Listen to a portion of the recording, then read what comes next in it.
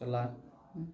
Hello मित्रों, मैं निखिलेश विश्वकर्मा आप सभी को आरजी एकेडमी में स्वागत करते हैं। मित्रों, आज मैं दोबारा फिर से आपके लिए डीएलएड फर्स्ट सेमेस्टर और सेकंड सेमेस्टर के लिए मैथ लेके मैं फिर आ गया हूं। मित्रों, मैं आपसे कहा था कि डीएलएड फर्स्ट सेमेस्टर और सेकंड सेमेस्टर की जितना भी मैथ होगा मैं पूरा कवर कराऊंगा। मित्रों, तो मैं आपके लिए फिर से दोबारा और सेकंड दूसरा क्लास आज मैं आपके लिए दूसरा क्लास लेके आया हूं डीएलएड फर्स्ट सेमेस्टर और सेकंड सेमेस्टर में मैथ के लिए। मित्रों, यहां हमने लिख दिया है डीएलएड मैथ में फर्स्ट और सेकंड सेमेस्टर के लिए आज दूसरा क्लास है।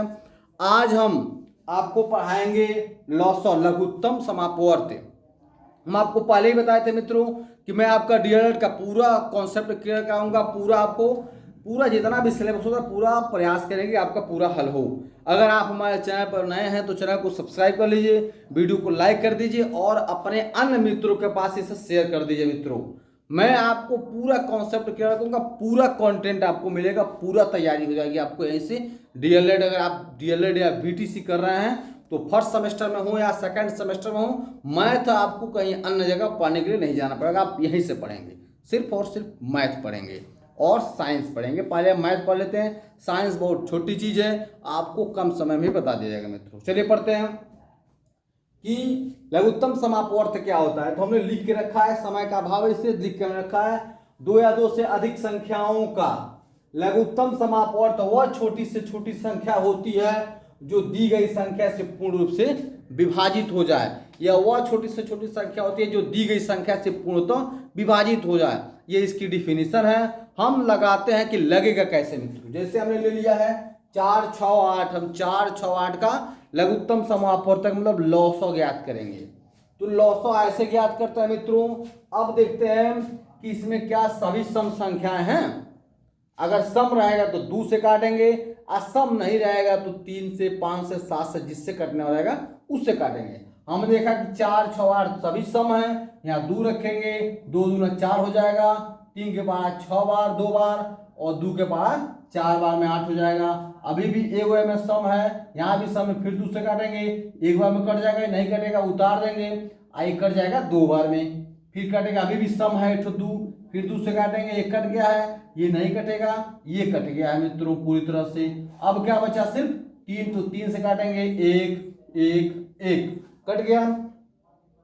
अब यहाँ लिखेंगे लॉसो बराबर क्या हो जाएगा, इसका ज्ञात करते हैं। इन सबको आपस में गुणा करेंगे, 2 गुणे 2 गुणे 2 गुणे 3, तो कितना हो जाएगा, 2 दूना 4, 4 दूना 8, 8 3 का 24। तो अगर कोई आपसे पूछे 4, 6, 8 का लॉसो कितना होगा तो 24 होगा। मित्रों, आप इसे ऐसे ही ज्ञात करेंगे। हम इसका एक और लेते हैं, जैसे में हम एक और क्वेश्चन लेते हैं, इसी में एक दूसरा क्वेश्चन लेते हैं, जैसे में ही थोड़ा बड़ा रहेगा, 12, 15 और 20 का लेते हैं। मित्रों, तो लगाते हैं यहाँ पे 12, 15, 20 का एलसीएम निकालते हैं, लॉसा जिसको बोलते हैं 12, 15, 20 ऐसे ही लिखेंगे। मित्रों, आप परीक्षा में ऐसे ही लिखेंगे, परीक्षा जब पास आएगा तो मैं आपको बताऊंगा कि आप लिखेंगे कैसे। फिर देखते हैं सम, ये भी है, ये भी सम है, फिर 2 से काटेंगे, 6 बार में 12 आता है, 15 2 के बार नहीं आता तो उतार देंगे, और 10 बार में 20 आता है। मित्रों, तो फिर 2 के बाद 3 बार में 6 आएगा, 15 नहीं आएगा उतार देंगे, 5 बार में 10 आता है। मित्रों, तो अब 2 के बारे में कोई भी कटने वाला नहीं है। अब फिर 3 से काटते हैं, 3 के बारे में एक बार में 3 आ जाएगा, 5 बार में 15 आ जाएगा, 5 नहीं कटेगा तो उतार देंगे। मित्रों, अब 3 से कटने वाला कोई भी संख्या नहीं है, तो अब किससे काटते हैं हम, 5 से। ये कट गया है, ये भी कट गया, ये भी कट गया, सब पूरी तरह से कट गए। यहाँ फिर से लिखेंगे लॉसो बराबर क्या हो गया, तो सबको आपस में गुणा कर देंगे, जैसे है वैसे ही गुणा कर देंगे और गुणा करके देते हैं, 2 दूना 4, 4 3 12 5 60। मित्रों, इसका आंसर कितना हो जाएगा, 60 हो जाएगा। मित्रों, तो मित्रों अभी हम आपको लॉसो बताए हैं। लॉसो के बाद आता है मौसो।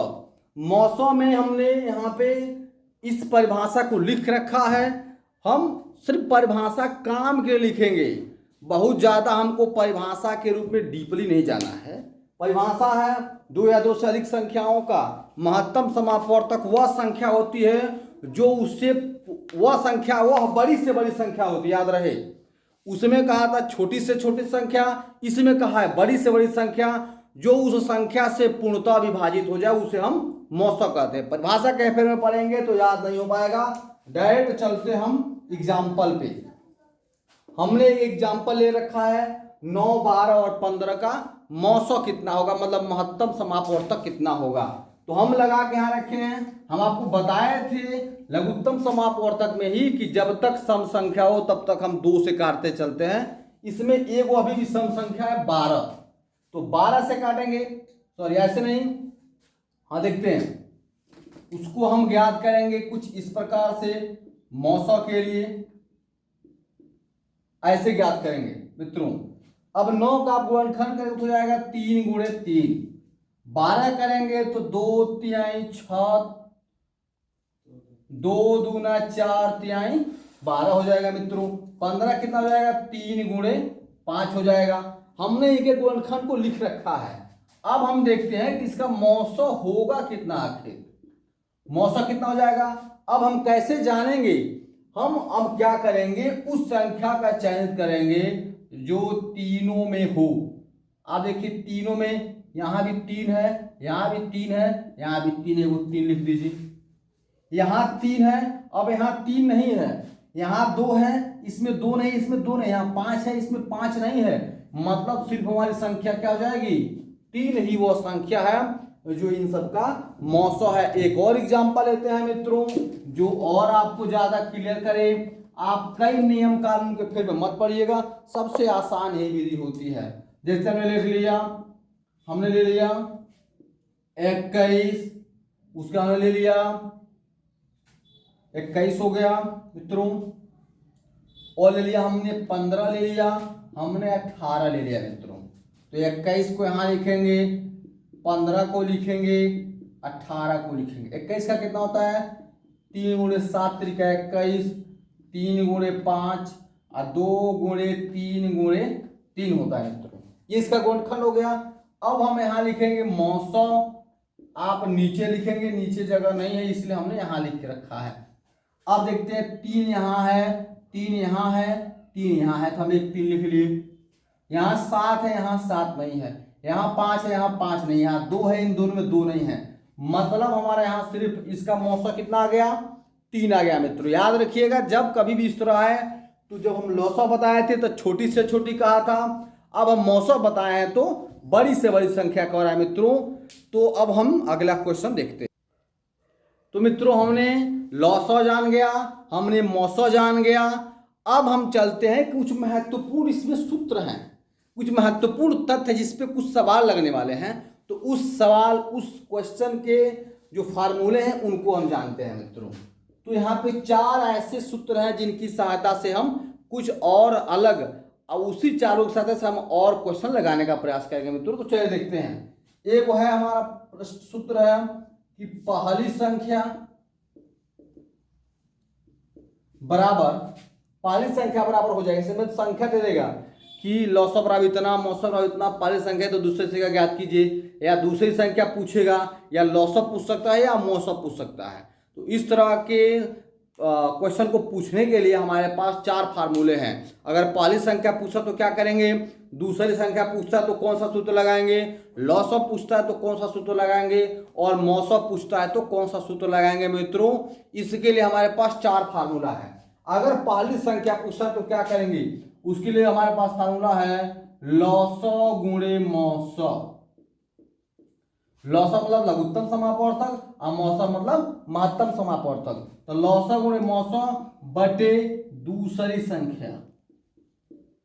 याद रहे मित्रों, ये हमारा है पहली संख्या ज्ञात करने का फार्मूला। अगर आपसे दूसरी संख्या पूछता है, कौन सी संख्या, दूसरी संख्या पूछता है, तो हम क्या करेंगे, तो भी हम क्या करेंगे, हाँ इसको फिर लिखेंगे लौसा गुणे मौसक बटे, अब यहां दूसरी संख्या पूछा तो पहली नीचे आ जाएगा, पहली संख्या। ठीक है मित्रों, ये भी एक फार्मूला आपका आ गया। अगर पूछे आपसे लौसा पूछता है तो क्या करेंगे, लॉसा पूछेगा तो इन दोनों को ऊपर लिख देंगे, पहली संख्या गुणे दूसरी संख्या बटे लॉसा पूछा है तो मौसा नीचे आ जाएगा, ए में कहीं वो नीचे आ जाएगा ऊपर आ लाने के, ये भी एक फार्मूला हो गया, दिखाई दे रहा नीचे ना। अगर पूछता है मौसा बराबर पूछता है तो दिखाई दे रहा नहीं अच्छी, पहली संख्या गुणे दूसरी संख्या बटे मौसा पूछा है तो लौसा नीचे जाएगा। ठीक है मित्रों, ये है सवाल 4 ऐसे ये सूत्र हैं जिसे पहली संख्या पूछेगा तो लौसा गुणे मौसा बटे दूसरी संख्या पूछता है तो लौसा गुणे मौसा बटे पहली संख्या, अगर मौसा पूछता है तो मौसा पहली संख्या गुणे दूसरी संख्या बटे मौसा, अगर मौसा पूछता है तो पहली संख्या गुणे दूसरी संख्या बटे लौसा। इसका चाहे तो आप स्क्रीनशॉट ले सकते हैं, आप इसको उतार लीजिएगा। ठीक है, हाँ तो मित्रों फिर से हम आ गए। अब हम आपसे बताए हैं कि अभी ऐसा हमने बताया है कि इसमें पहली संख्या पूछ सकता है, दूसरी संख्या पूछ सकता है, लौसा पूछ सकता है, मौसा पूछ सकता है। तो अभी एक क्वेश्चन हमें लिया है जो कहा है कि दो संख्याओं का आपका लौसा, दो संख्याओं का मौसा दे दिया है आपका 119 और लौसा दे दिया 11,781 और पहली संख्या दे दिया 1071, दूसरी संख्या पूछ रहा है। हमने दूसरी संख्या के लिए सूत्र लिखवाया है आपको, लौसा गुणे मौसा बटे पहली संख्या। हमने फार्मूला ऐसा लिखवा रखा है, आप अभी जाके पीछे देख सकते हैं। अब हम मान रखेंगे लौसा कितना आपका है 11,781 गुणे मौसा कितना है 119 बटे पहली संख्या कितना है, पहली संख्या 1071। आप क्या करेंगे, इनका गुणा कर देंगे और कर देंगे 1071 से भाग, जो संख्या यहाँ प्राप्त होगी मित्रों वो हो जाएगा इसका आंसर मित्रों। तो आप इसको क्या करेंगे, आसानी से लगा लेंगे, इसका आंसर आएगा 1309। आप लगाइएगा और आप क्या कीजिएगा, बहुत आसान सवाल है, आपने दूसरी संख्या पर पूछा है तो सूत्र होता है लौसा गुणे मौसा बटे पहली संख्या।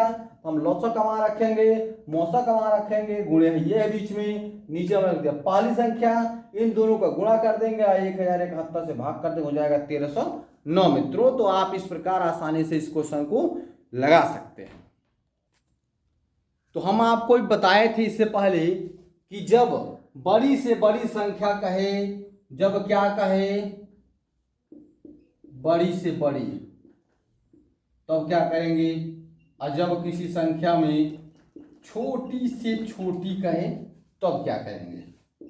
जब बड़ी से बड़ी कहे तो आप वहां मौसा याद करेंगे मित्रों, क्या याद करेंगे, मौसा। और जब छोटी से छोटी कहे तो याद करेंगे आप लौसा। समझ आया, इसको कहते हैं HCF, इसको कहते हैं LCM। आप जब बड़ी से बड़ी कहे तो आप मौसा मतलब HCF ज्ञात करेंगे, अगर आपसे छोटी से छोटी कहता है तो आप LCM ज्ञात करेंगे मतलब लौसा ज्ञात करेंगे। तो हमसे ये प्रश्न में क्या कहा है देखते हैं, कहा है कि बड़ी से बड़ी संख्या ज्ञात करें जो 24, 32, 44 से पूर्णतः विभाजित हो जाए। अब हम देखते हैं कि जब बड़ी से बड़ी कहा है तो मौसा ज्ञात करना है, किसका किसका, 24, 32 और 44 का मित्रों। तो आप क्या करेंगे, यहाँ लिखेंगे 24 को, 32 को लिखेंगे और 44 को लिखेंगे। तो 32 का क्या हो जाएगा, 32 का 2 दूना 4, दूनी 8, 8 दूना 16, 24 का 3 हो जाएगा, 2 दूना 4, 8 तरीकी 24, 32 का 2 दूना 4, दूना 8, दूने 16, दूना 32, 44 का कितना हो जाएगा 2 गुणे 2 गुणे 11। ये है जो दोनों में है, ये है जो दोनों, बाकी ऐसी कोई संख्या नहीं है जो दोनों में हो। तो मौसा इसका कितना आ जाएगा 2 गुणे 2 बराबर 4। कहा है जो पूर्णतः विभाजित हो जाएगा। वो कौन सी संख्या है? 4 ही एक ऐसी संख्या है जो 24 को विभाजित कर सकता है, 32 को भी और 44 को। देखते कैसे? 24 में हम भाग करेंगे 4 से तो कितना हो जाएगा? कितना हो जाएगा? 4 चौको 16, 4 पचे 20, 4 छके 24 हो जाएगा मित्रों।